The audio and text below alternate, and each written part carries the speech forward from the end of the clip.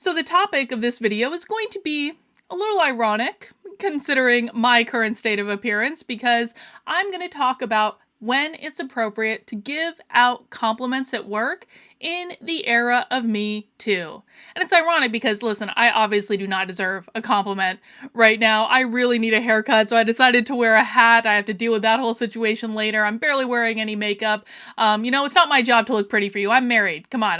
I went past that when I got married. I don't have to keep myself up anymore. He loves me just the way I am. But, a lot of people, when they go into the office, they take pride in dressing up and looking their best. My husband loves to get all dressed up. It's one of his favorite things. He didn't work in an office environment until the last couple of years, and so he really likes to do that.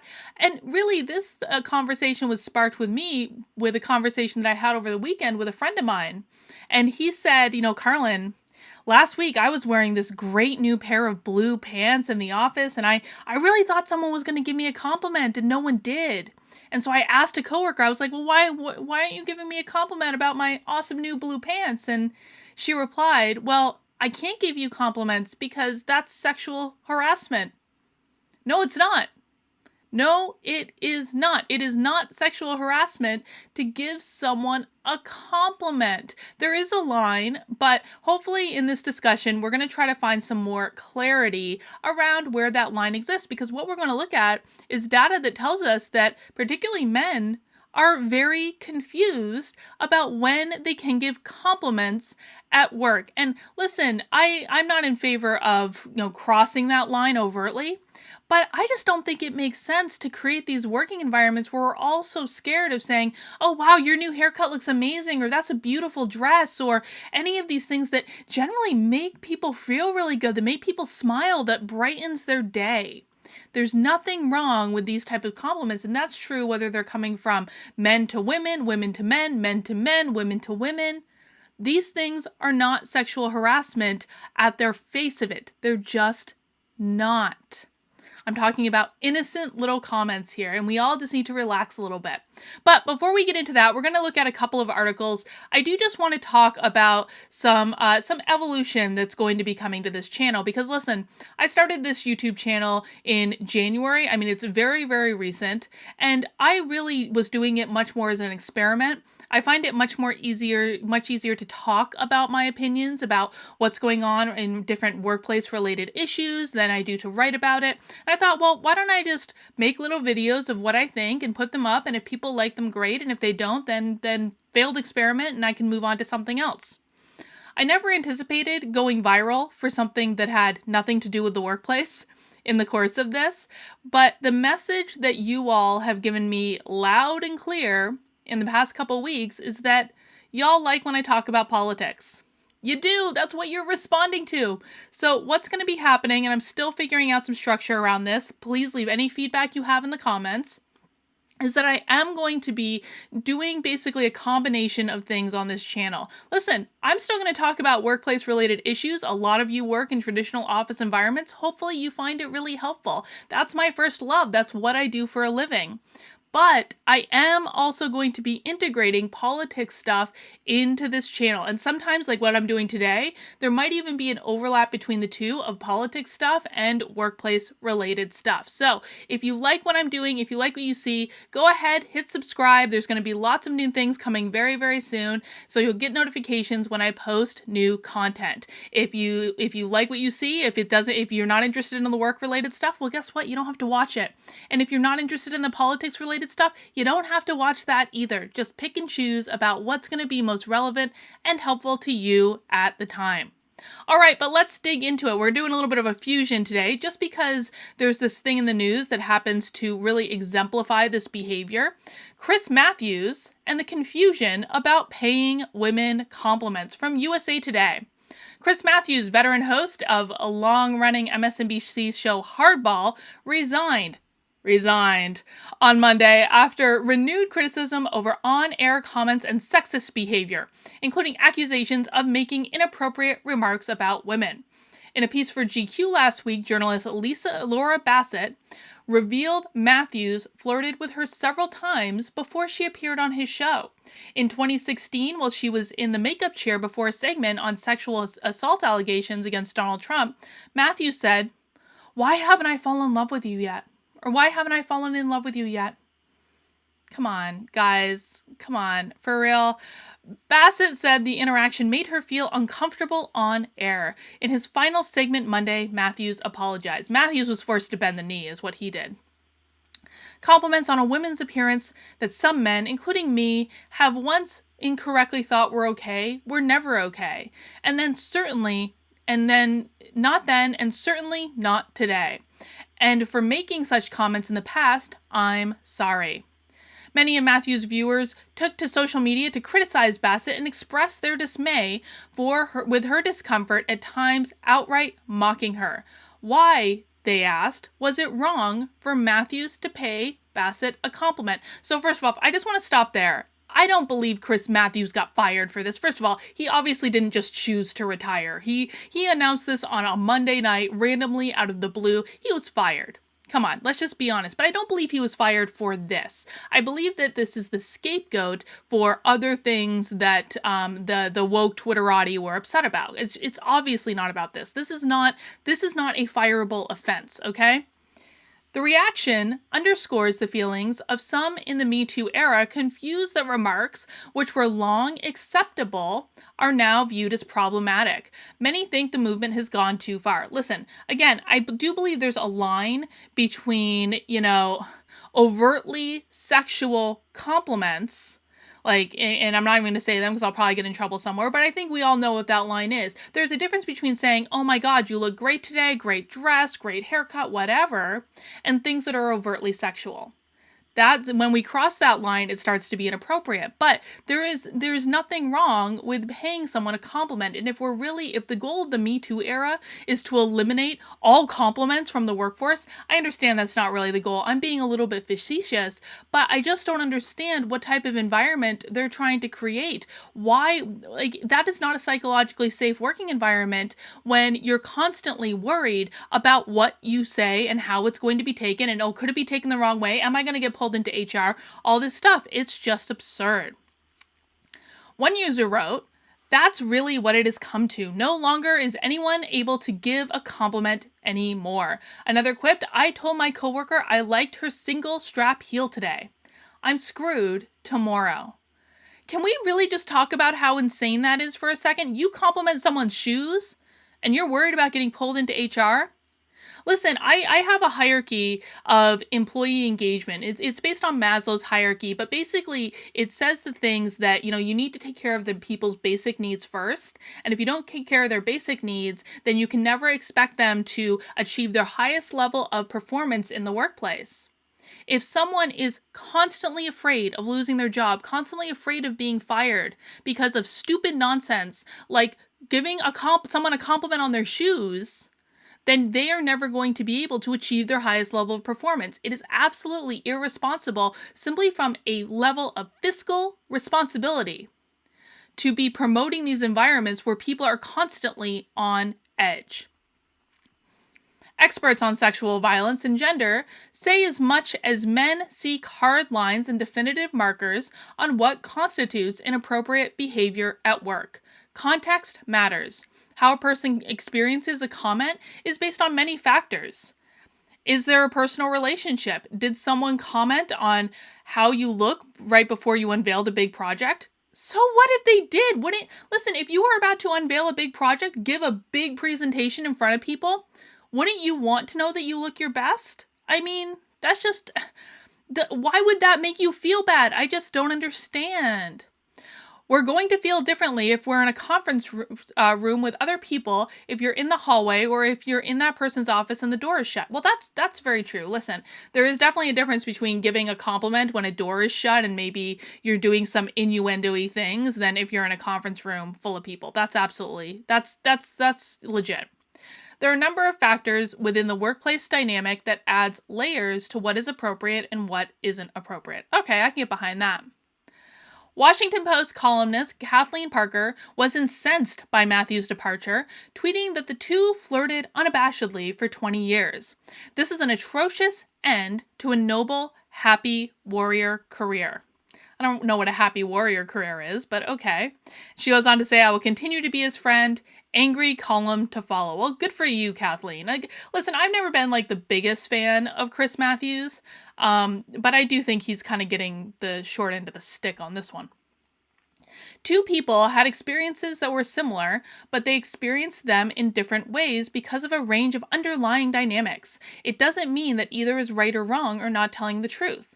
Parker's comments show it is not always the remarks themselves that are problematic. It's about who makes them, who receives them, the nature of that relationship, and where they take place. If it matters if someone has a friendship at work, it matters if someone is on a date or in a boardroom, or if they're running on the street or a diner or at a diner with friends. Listen, can we already just acknowledge that look at all these qualifications. This is intersectionality at its goddamn finest, right? You have to think about all these different factors and how they overlap with each other. And is it any wonder people are confused?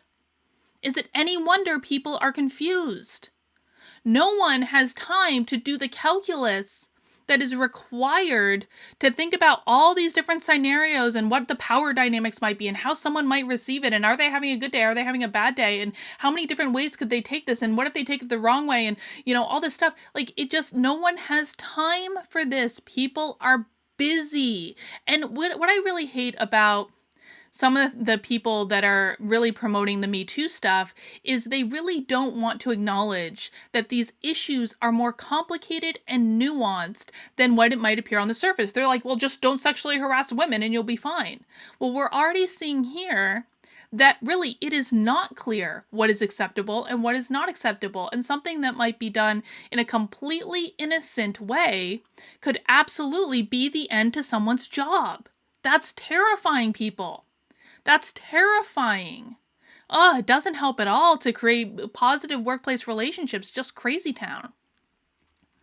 Many other women took to Twitter to praise Matthews, though they were more cautious than Parker, noting that while they admired the journalists, they wouldn't minimize another woman's experience. Of course not, because we shouldn't be calling people into question for the things that they assert on Twitter. Hardball gave me my first big TV break.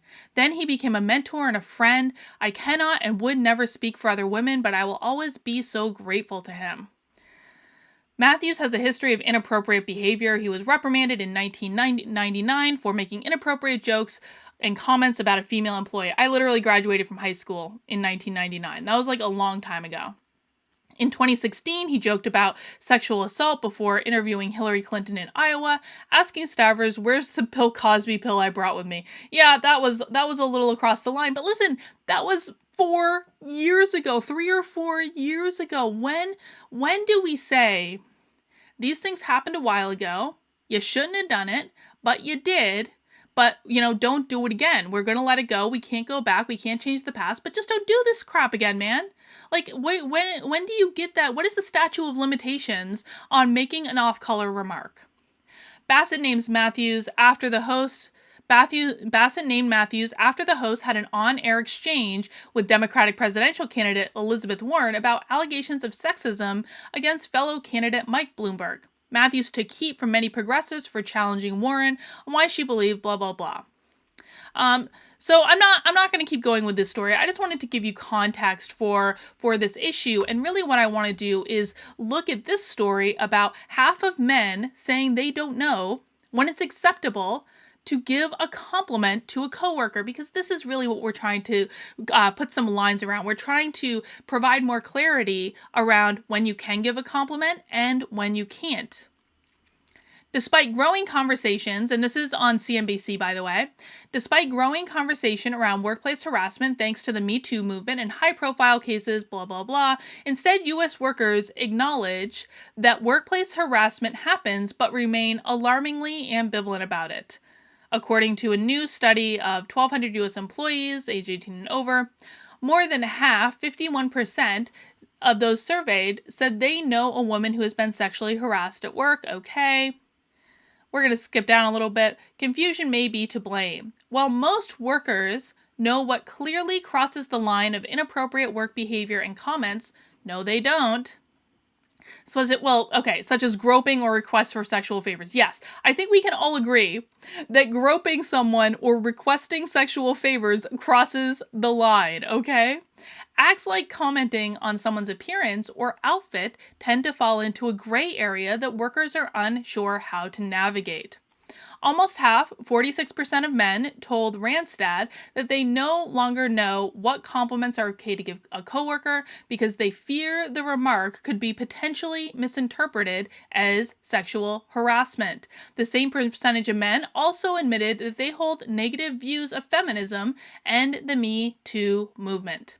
And is it any wonder when I'm sorry, this is where I think the Me Too movement goes too far. I think the Me Too movement has been a net positive, but when you are doing something that is striking fear into half of a population, and you're saying, well, you really have no reason to be afraid, you should know better, you should just know exactly what to do, but you don't provide them any framework for how to do it, these things cost people their jobs. These things cost people their reputations. These things cost people their careers.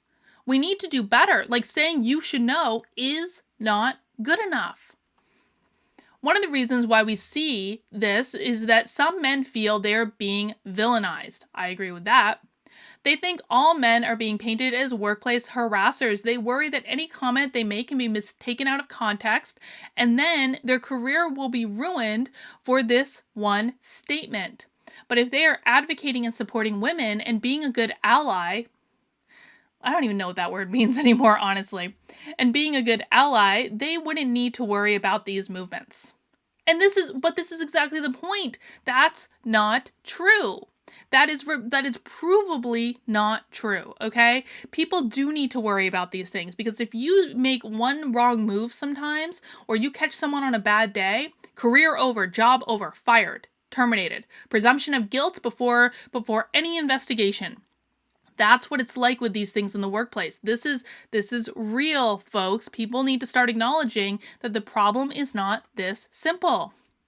Of course, how you become a strong ally appears to be a huge challenge in itself for most.